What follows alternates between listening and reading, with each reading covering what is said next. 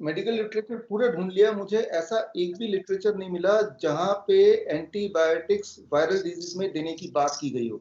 क्या आपको पूरे मेडिकल लिटरेचर में कोई ऐसा एक पेपर मिला है जिससे ये साबित होता हो, या जहां रिकमेंडेशन की गई हो कि antibiotic, give antibiotic to the viral patient? ऐसा कोई एविडेंस, ऐसा कोई रेफरेंस? नहीं, वायरस अलग है, बैक्टीरिया अलग है, दोनों का ही एक्शन अलग अलग होता है। वायरस के पास तो सेल वॉल ही नहीं होती है, तो इस प्रकार से एंटीबायोटिक को किसी वायरल डिजीज में देने का एविडेंस अभी तक तो नोटिस में नहीं आया। राइट। सो अब ऑडियंस के लिए मैं कंक्लूड कर रहा हूँ कि ऐसा कोई एविडेंस है नहीं, ना तो मुझे मिला ना डॉक्टर साहब को मिला, जहां पे ये साबित होता हो या रिकमेंडेड हो कि भाई वायरल डिजीज में एंटीबायोटिक को देना या देना चाहिए। जबकि ऑन द कॉन्ट्रेरी ऐसे एविडेंसेस हैं कि वायरल डिजीज में अगर एंटीबायोटिक देंगे तो पेशेंट के मरने के चांसेस बढ़ जाएंगे। और ऑडियंस के रेफरेंस के लिए स्क्रीन पे दिए हुए लिंक में वो जाएंगे तो वो देखेंगे कि ऑस्ट्रेलियन गवर्नमेंट के अपने साइट में लिखा है कि वायरल डिजीज में एंटीबायोटिक नहीं देना है। यहाँ तो हुई खत्म मेरी पहला क्वेश्चन। दूसरा क्वेश्चन सर आपके लिए, वायरल डिजीज में एंटीबायोटिक देके जो कि टेम्परेचर घटाने के लिए देते हैं, उससे मोर्टेलिटी रेट घटती है या मोर्टेलिटी रेट बढ़ती है? पहले तो इंप्रूवमेंट की बात करते हैं। वायरल डिजीज में एंटीबायोटिक से मोर्टेलिटी रेट घटती है, यानी कि पेशेंट की चांसेस जिंदा रहने के बढ़ते हैं। ऐसा कोई एविडेंस है मेडिकल लिटरेचर में? एंटीबायोटिक का जो मेन रोल है वो है फीवर को कम करना, राइट है ना। तो अब इसमें क्या होता है कि फीवर अगर 106 डिग्री से ऊपर है या 41.11 डिग्री सेंटीग्रेड से ऊपर है तो मान के चलते कि मेडिकल इमरजेंसी है। राइट। अगर मेडिकल इमरजेंसी है तो कई बार एंटीबायोटिक जो होता है वो आईवी में देते हैं। साधारणतः जो इन्फेक्शंस होते हैं वो 105 डिग्री के फीवर से नीचे ही होते हैं। राइट। यानी कि 106 डिग्री का जो मेडिकल इमरजेंसी है वहां तक तो कोई इन्फेक्शन का फीवर पहुंचता नहीं है, बहुत कभी रेयर होता, बात अलग है। राइट। लेकिन इन जनरल पेशेंट को बुखार है तो सिम्टोमेटिक ट्रीटमेंट के लिए उसका एक एंटीबायोटिक दी जाती है। राइट। दिया जाता है, ये कॉमन ट्रेंड है। लेकिन सर मेरा सवाल फिर वही कि क्या मेडिकल लिटरेचर में कोई एविडेंस है, कोई ऐसा पेपर है जिसमें ये बताया गया हो कि वायरल डिजीज में एंटीबायोटिक देने से पेशेंट के जिंदा रहने के चांसेस बढ़ते हों? ऐसा कोई एविडेंस आपको लिटरेचर में मिला हो? ट्रेंड तो देते तो हैं, वो तो आइडिया है, लेकिन लिटरेचर में कोई ऐसा पेपर मिला हो? नहीं, ऐसा तो कोई लिटरेचर नहीं है जहां पर ये मालूम चले कि भाई वायरस डिजीज के अंदर एंटीबायोटिक का कोई स्पेशल रोल हो, एक्सेप्ट वो फीवर है तो फीवर डाउन करेगा। राइट। तो इसको कंक्लूड करते हैं सर दूसरे क्वेश्चन को। यानी कि सर आप ये बोल रहे हैं कि ट्रेंड तो ये है, नॉर्मली डॉक्टर दे देते हैं एंटीबायोटिक, लेकिन मेडिकल लिटरेचर में ऐसा एक भी पेपर एटलीस्ट आपकी नजर में नहीं है, मैंने भी ढूंढा, मुझे भी नहीं मिला, जहां पे ये बात करते हो कि वायरल डिजीज में एंटीबायोटिक देना रिकमेंड करते हो, या जहां पे ये साबित हो कि वायरल डिजीज में एंटीबायोटिक देने से पेशेंट के जिंदा रहने के चांसेस बढ़ेंगे। ऐसा कोई लिटरेचर मिला? आप बोल रहे हैं आपको भी मिला, लेकिन जी मुझे ऐसा पेपर जरूर मिला है। This is the journal of royal society of medicine, 1 अक्टूबर 2010। सिर्फ एक ही पेपर मिला, ये मेटा एनालिसिस है, और ये पेपर स्क्रीन पे दिए हुए लिंक में जाकर ऑडियंस देख सकती है। इस पेपर में ये जरूर है कि वायरल डिजीज में अगर एंटीबायोटिक देते हैं तो उससे मोर्टेलिटी के चांसेस, मरने के चांसेस अबाउट 33%, और टू बी वेरी प्रिसाइज 34% बढ़ जाते हैं, 34% बढ़ जाते हैं। बहुत ज्यादा है। यस, ज्यादा है सर। तो इसको हम इस क्वेश्चन को कंक्लूड करते हैं। अब मेरा तीसरा सवाल सर, भारत में ट्रेंड है आईसीएमआर के, अगर गाइडलाइन देखें आप, जैसा आपने तो पूरी नजर रखी हुई है कोरोना पे, आपके कई सारे वीडियोस मैंने देखा है, और उनमें से कुछ यूट्यूब ने डिलीट कर दिया, तो शायद आप लोग फेसबुक में शायद देख पाएंगे उस वीडियो को। आईसीएमआर के गाइडलाइन के अनुसार कोरोना के पेशेंट को एंटी एचआईवी ड्रग्स दिए जा रहे हैं, आईसीएमआर ने ऐसे बोला है। और भारत में अगर कोई कोरोना का पेशेंट एडमिट होता है या होता था तो उसे एचआईवी की दवा भी दी जाती थी। मेरा सवाल कि एचआईवी की दवा से कोरोना पेशेंट के जिंदा रहने के चांसेस बढ़ जाएंगे, या मोर्टेलिटी रेट घट जाएगी, या इंप्रूवमेंट आएगा? ऐसा कोई मेडिकल लिटरेचर में कोई एविडेंस आपको मिल? हाँ, इसमें जो एंटी एचआईवी ड्रग दी जा रही है उसका नाम है लोपिनावीर रिटोनावीर कॉम्बिनेशन। राइट। ये जो लोपिनावीर रिटोनावीर कॉम्बिनेशन दिया जा रहा है, इसमें एक स्टडी इन लोगों ने की है जो कि ब्रिटिश जर्नल में आया हुआ है, 18 मार्च अभी लेटेस्ट, उन लोगों ने ये एंटी एचआईवी ड्रग दी है 99 पेशेंट्स को, और 100 पेशेंट को कंट्रोल रखा है, उनको कुछ और मेडिसिन दी गई है। उस जर्नल में ये क्लियर कट लिखा हुआ है, there is no therapeutic benefit achieved. Okay, मतलब उल्टा है कि फायदा नहीं हुआ, ये लिखा हुआ है। एक भी, कुछ भी 1% भी फायदा नहीं हुआ एंटी एचआईवी ड्रग देने का। ये 18 मार्च 2020 का आपको मिल जाएगा New England Journal of Medicine में। ओके, 18 मार्च New England Journal of Medicine का, राइट। सर इसमें एक चीज मैं अपडेट करना चाहूंगा ऑडियंस को, आपको तो पता ही होगा कि आईसीएमआर के अपने वेबसाइट में ये लिखा है 14 नंबर पॉइंट, पेज नंबर 14 में, जहां रिकमेंड करते हैं एचआईवी की दवा, उसमें लिखा है कि एचआईवी की दवा से कोई बेनिफिट होगा कि नहीं उनको नहीं पता, लेकिन ये जरूर पता है कि एचआईवी की दवा से उनको, पेशेंट को नुकसान हो सकता है या होता है। और 15 नंबर पॉइंट पे लिखा है कि पेशेंट को एचआईवी की दवा, एंटी एचआईवी ड्रग्स देना है। कॉन्ट्रेक्टिंग बात, 14 नंबर पॉइंट पे ये लिखा है कि एचआईवी की दवा से फायदा होगा कि नहीं आईसीएमआर को नहीं पता, लेकिन ये पता है कि इससे नुकसान होगा। और अगली पॉइंट में लिखा है कि पेशेंट को एंटी एचआईवी ड्रग दिया जा सकता है। तो ऑडियंस के रेफरेंस के लिए वो लिंक में जाके आईसीएमआर के ये गाइडलाइन को देख सकते हैं कि वो अपनी बात को जो बोल रहे हैं और उसका कॉन्ट्रेडिक्टली कुछ कर रहे हैं। तो ये तो हुई एचआईवी की दवा के बारे में। अब अगला चलते हैं। आईसीएमआर डब्ल्यूएचओ के गाइडलाइन पर चल रहा है, और डब्ल्यूएचओ ने 4 ड्रग को रिकमेंड किया है। तो पहली है रेमडेसिविर, दूसरी है लोपिनाविर, तीसरी है इंटरफेरोन बीटा 1 अल्फा, और चौथी है हाइड्रोक्सीक्लोरोक्विन। राइट। उसने डब्ल्यूएचओ ने कहा कि ये 4 दवाइयां आपको देनी है पेशेंट। राइट। तो आईसीएमआर जो उसकी जो डब्ल्यूएचओ की गाइडलाइंस वो फॉलो कर रहा है, उनकी अपनी बुद्धि, अपनी विवेक इसमें इस्तेमाल नहीं हो रही। डब्ल्यूएचओ ने जो बोल दिया वो फॉलो कर रहे हैं, जबकि डब्ल्यूएचओ जो बोल रहा है उसके पीछे भी there is no evidence to prove it. क्योंकि इसका उल्टा एविडेंस जरूर है कि इससे पेशेंट को नुकसान होता है, मोर्टेलिटी रेट बढ़ जाता है, ये एविडेंस जरूर है। डब्ल्यूएचओ ने यहाँ तक कहा है कि जो एलोकेशन होगा दैट इज कंप्यूटर एलोकेशन, यानी कि डॉक्टर भी तय नहीं करेगा कि कौन सी दवाई किसको देनी है, कंप्यूटर विल डिसाइड। अच्छा, रैंडमली किसी भी कोई भी पेशेंट अगर वहां पे आ गया तो उसके जो किस्मत है वो कंप्यूटर पे आते हैं। हाँ, कंप्यूटर तय करेगा इसको कौन सी ड्रग देनी है, डॉक्टर तय नहीं करेगा। तो और जो दवाई देंगे उसमें से या तो एचआईवी की दवा देंगे, एंटी एचआईवी ड्रग्स देंगे, या फिर इबोला वाली जो दवाई होती है रेमडेसिविर आपने बोला, या फिर एंटी मलेरियन ड्रग्स हैं। और ये सारी दवाइयां, इनके ऐसे एविडेंस अभी तक नहीं आए कि इससे कोई फायदा होगा, नुकसान वाले एविडेंस जरूर आ गए। एक्सपेरिमेंटल ड्रग्स है, मतलब इसमें चल रहा है। एक्सपेरिमेंटल ड्रग मतलब ह्यूमन गिनी पिग हो गया, जैसे गिनी पिग को देते हैं, नेचुरल सी बात है। राइट। इसमें सर अभी आपने हाइड्रोक्सीक्लोरोक्विन की बात की, which is anti Mullerian drug. Malaria तो एक प्रोटोजोआ है, कोई वायरस नहीं है, और कोरोना एक वायरस है, दोनों में कोई तालमेल नहीं है। एक वायरस है, एक प्रोटोजोआ है, दो अलग चीजें हैं। अभी तक लिटरेचर में एंटी मलेरियन ड्रग से, यानी कि हाइड्रोक्सीक्लोरोक्विन से किसी भी वायरल डिजीज में कोई बेनिफिट मिलता हो, ऐसा कोई मेडिकल लिटरेचर में आपने कोई पेपर अभी तक पाया है, देखा? हाइड्रोक्सीक्लोरोक्विन मलेरिया की मेडिसिन है, जो कि एक पैरासाइट होता है, और ये अलग है, बैक्टीरिया अलग होते हैं, वायरस अलग होते हैं। ऐसा कोई पेपर नहीं है कि हाइड्रोक्सीक्लोरोक्विन किसी वायरल डिजीज में दी जा सकती है।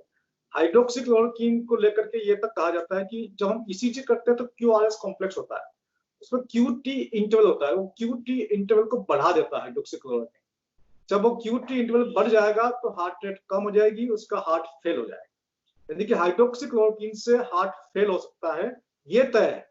हाइड्रोक्सीक्लोरोक्विन से कोरोना पेशेंट को फायदा होगा या नहीं होगा, ये तय नहीं। राइट। इसका एविडेंस बिल्कुल भी नहीं कि ये एंटी मलेरियन ड्रग से कोरोना पेशेंट को कोई फायदा हुआ कि नहीं, लेकिन इस चीज का एविडेंस क्लियर कट है कि इससे क्यूटी एलिवेशन हो जाएगा, जिससे हार्ट अटैक आएगा, जिससे उसकी डेथ हो सकती है या होती है। ये क्लियर है, ये एविडेंस आ चुका है। ऐसा एविडेंस मुझे भी मिला है, that is on 26th of April, US veteran hospital का जो रिकॉर्ड है, 23rd of April, and this is the retrospective analysis of outcome of hydroxychloroquine usage in United States Veteran Hospital in with COVID-19। ये research paper अगर किसी भी audience को पढ़ना हो तो स्क्रीन पे दिए हुए लिंक में जाके पढ़ सकता है, जिसमें साफ लिखा है कि 2 ग्रुप बनाए गए, एक ग्रुप में एंटी मलेरियन ड्रग दिया गया और एक ग्रुप को कोई दवा नहीं दी गई। जिस ग्रुप को एंटी मलेरियन ड्रग दिया गया उनकी जो मौत है वो 27.8%, और जिनको कुछ दवा नहीं दी गई उनके जो डेथ रेट है वो 11.4%। मतलब दवा देने से मोर्टेलिटी 3 गुना 300% बढ़ गया। मलेरिया की दवा देने से जो मोर्टेलिटी है वो 300% यानी कि 3 टाइम्स बढ़ गया। ये एविडेंस आ चुका है 23 अप्रैल, जो कि पिछले महीने की बात कर रहा हूँ। तो अभी तक हमने बात की बैक्टीरिया की दवा की। एक मेडिसिन और है इंटरफ्यूरॉन बीटा 1A। ये मेडिसिन पेशेंट्स में सुसाइड थॉट्स लेके आती है। ओके, यानी कि पेशेंट को आत्महत्या करने की इच्छा होती है। ये मेडिसिन इटसेल्फ की साइड इफेक्ट है। ये इंटरफ्यूरॉन बीटा 1A है। राइट, ये भी दे रहे हैं, ये कुछ पेशेंट को दे रहे हैं। तो सोचने वाली बात ये है कि बहुत सारे पेशेंट जो कोरोना का इलाज ले रहे हैं वो आत्महत्या कर रहे हैं, तो कहीं इस मेडिसिन से तो नहीं हो रहा? Very much, very valid question. क्योंकि इस मेडिसिन की हिस्ट्री ऑलरेडी है, जो एविडेंस बेस्ड है, जो ऑलरेडी मेडिकल लिटरेचर में है कि भाई इससे सुसाइडल टेंडेंसी बढ़ती है। और हम ये भी देख रहे हैं कि भाई कोरोना के कई पेशेंट जो कि आत्महत्या कर रहे हैं, भारत में देख रहे हैं, बाहर भी देख रहे हैं। Now we can easily relate, is it the medicine which is responsible for the suicidal tendency, और सुसाइड करने के पीछे वो मेडिसिन का हाथ है, वो क्लियर कट दिखाई दे रहा है। तो अभी तक हमने इसको अगर कंक्लूड करें कि एंटीबायोटिक दे रहे हैं या एंटीपायरेटिक दे रहे हैं या एंटी HIV दे रहे हैं या एंटी मलेरियन दे रहे हैं, इन सारी दवाइयों का कोरोना पेशेंट पे कोई फायदा होगा मेडिकल लिटरेचर में अभी तक ऐसा एविडेंस तो नहीं है। लेकिन क्लियर कट बाय नाउ ऐसे सारे एविडेंसेस हैं कि इससे बहुत नुकसान होगा, यहाँ तक कि 3 गुना मोर्टेलिटी रेट, 4 गुना मोर्टेलिटी रेट बढ़ जाएगी, सुसाइडल टेंडेंसी बढ़ जाएगा, उनके ठीक होने की जो टाइम लैग है वो भी और समय ज्यादा लगेगा। ये सारी चीज एस्टेब्लिश हो चुके हैं। इसके बावजूद भी भारत में ना केवल ये सारी दवाई दी जा रही है, साथ में 2 चीज और शुरू हो गई है। एक तो प्लाज्मा थेरेपी, और दूसरा जो शुरू हो गया वो है BCG वैक्सीन, ट्यूबरक्लोसिस का वैक्सीन। अब ट्यूबरक्लोसिस एक बैक्टीरिया है और कोरोना एक वायरस है। मैं आपसे पूछना चाहता हूँ कि ये ट्यूबरक्लोसिस का कोरोना से कोई कनेक्शन, या ये वैक्सीन, ट्यूबरक्लोसिस के वैक्सीन से कोरोना पेशेंट के जिंदा रहने के चांसेस बढ़ जाएंगे, ऐसा कोई एविडेंस इसमें क्या आपके ओपिनियन? नहीं, BCG वैक्सीन का कोरोना से कोई संबंधित नहीं है। किसी भी प्रकार से BCG वैक्सीन कोरोना पेशेंट को ठीक कर पाएगी, ये तो संभव नहीं है। तो यानी कि दो अलग चीजें हैं। BCG that is a related to something related to bacteria and this is a totally a virus। वो एक वैक्सीन है। वैक्सीन नॉर्मली तभी काम करता है जो हम प्रिवेंटिव टाइप बोलते हैं, लेकिन किसी को कोरोना वायरस हो गया है, बॉडी में आ चुका है, अब कोई वैक्सीन लगा के हम एज्यूम करें कि ये वैक्सीन को ठीक कर देगा, ये तो मैंने पिछले 12 सालों में पहली बार सुना है अपने मेडिकल लाइन में कि ऐसा भी कभी होता है। वो ऐसे एक्सपेरिमेंट मैंने अपने जितना मैंने स्टडी किया, कभी एनिमल मॉडल पे भी ऐसे एक्सपेरिमेंट होते हुए नहीं देखा। लेकिन अभी आपको आइडिया होगा कि पूना में तो ये इंडिया के ह्यूमन कोरोना वायरस पेशेंट पे ये एक्सपेरिमेंट चालू हो चुका है। तो एक आखिरी सवाल, प्लाज्मा थेरेपी, एक और एक्सपेरिमेंट चल रहा है भारत में। प्लाज्मा थेरेपी से कोरोना के पेशेंट को फायदा हो सकता है या फायदा होगा, ऐसा कोई मेडिकल लिटरेचर में अभी तक का एविडेंस है? इसके बारे में आपकी ओपिनियन, राय क्या है? प्लाज्मा थेरेपी बेसिकली मतलब ये है कि वो एंटीबॉडी थेरेपी है। Right. जो पेशेंट कोरोना के ठीक हो चुके हैं, जिनकी बॉडी में कोरोना एंटीजन के खिलाफ एंटीबॉडी बन गई है, उन पेशेंट से एंटीबॉडी निकाल करके पेशेंट को देना। तो बेसिकली तो जो ठीक हो गया है उसको भी तो एंटीबॉडी अपने शरीर ने बनाई होगी उसके अंदर।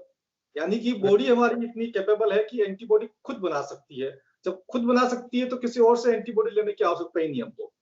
और इसके क्या कॉम्प्लिकेशंस होंगे ये भी अभी कोई तय नहीं है। तो ब्लाइंडली ये कहना कि प्लाज्मा थेरेपी इज यूजफुल, अभी कुछ नहीं कहा जा सकता इसके ऊपर। अभी आप बोल रहे हैं कि ऐसा कोई एविडेंस सामने है नहीं, ऐसा बोल रहे हैं? हाँ बिल्कुल। हाँ, तो यानी कि ये है कि जो भी पेशेंट ऑप्ट कर रहा है प्लाज्मा थेरेपी के लिए, तो वो एक अंधेरे में तीर चलाने वाली बात है। हाँ, ये सब कुछ ऐसा ही चल रहा है, सब कुछ एक्सपेरिमेंट है। ये करके देख लेते हैं, ये करके देख लेते हैं, ये करके देख लेते हैं, वो वाली बात। In spite of the fact कि इन सब के ज्यादातर के नतीजे खराब होंगे, ये एविडेंस ऑलरेडी है, उसके बावजूद भी। हाँ, ये सबको पता है कि भाई इसके नतीजे खराब हो सकते हैं। हाँ, खराब हो सकते हैं, वो ऑलरेडी मेडिकल लिटरेचर में है। उसके बावजूद भी ये सारे, अच्छा, इसमें जब पेशेंट कोई दाखिला लेता है एज ए कोरोना विक्टिम और कोरोना पेशेंट, एज ए कोविड-19 पेशेंट, तो क्या उसके पास आज ये ऑप्शन है कि भाई मैं अपना इलाज एलोपैथी के मेडिसिन से कराऊं या आयुर्वेद से कराऊं या होम्योपैथ से कराऊं या यूनानी से कराऊं या नेचुरोपैथ से कराऊं या ना कराऊं, क्या एज ए पेशेंट उसके पास ये पावर है, उसके पास ये राइट है, फंडामेंटल राइट है भारत के कॉन्टेक्स्ट में? आपका क्या ओपिनियन इस बार? पेशेंट के पास ये राइट तो नहीं है कि वो कौन सी मेडिसिन चूज करेगा, क्योंकि जो मेडिसिन जो है वो तो गवर्नमेंट ने पहले तय कर रखी है कि WHO के प्रोटोकॉल से चलना है। अभी कुछ आयुर्वेदिक मेडिसिन को गवर्नमेंट ने परमिशन दी है, लेकिन उसका भी तय जो है गवर्नमेंट ही करेगी। जैसे अश्वगंधा वगैरह कुछ मेडिसिन को देने की बात कही है, लेकिन वो भी उसका एलोकेशन गवर्नमेंट ही करेगी। हो सकता है कि जो सिंपल हो, सीधे हो, उनको उस तरफ शिफ्ट कर दिया जाए। अभी तक किसी भी सिम्टोमेटिक पेशेंट को इंडिपेंडेंटली किसी आयुर्वेदिक वेदाचार्य ने को दिया गया, सौंपा गया? सिम्टोमेटिक पेशेंट को, कोई पेशेंट सिम्टोमेटिक है उसको हैंड ओवर किया गया आयुर्वेदाचार्य को कि आप इसको होलसुली देखिए without the interference of any allopathy? अभी तक ऐसा कोई नाम सामने नहीं आया है भाई इस डॉक्टर ने या इस हॉस्पिटल में इसका इलाज हुआ। राइट।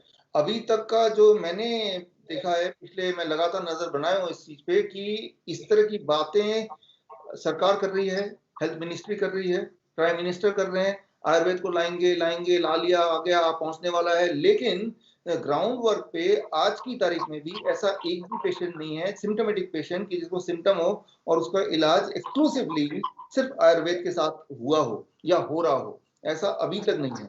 और नियर फ्यूचर में भी जो लेटेस्ट गाइडलाइन आया है कि जो सिम्टोमेटिक है उसको आयुर्वेद को हैंड ओवर कराने का कोई मंशा नहीं है, कोई इरादा नहीं है।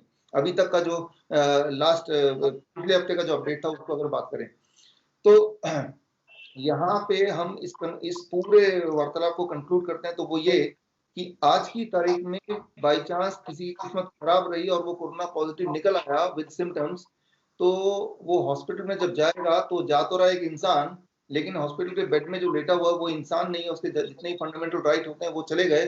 अब उसके ऊपर वो ह्यूमन एक्सपेरिमेंट हो रहे हैं कि कौन सी दवा जाएगी, वो इवन डॉक्टर को भी नहीं पता। और उसके बाद उस दवा के बाद या दो चीज होगी, या तो पेशेंट बच जाएगा या वो मर जाएगा। अगर तो मर जाएगा तो जाहिर सी बात है उसके ऊपर एक लेवल लग जाएगा कि भाई एक कोरोना से एक और पेशेंट मारा गया, और वो एक आंकड़ा बढ़ जाएगा जो कि टीवी में सब लोग देख लेंगे।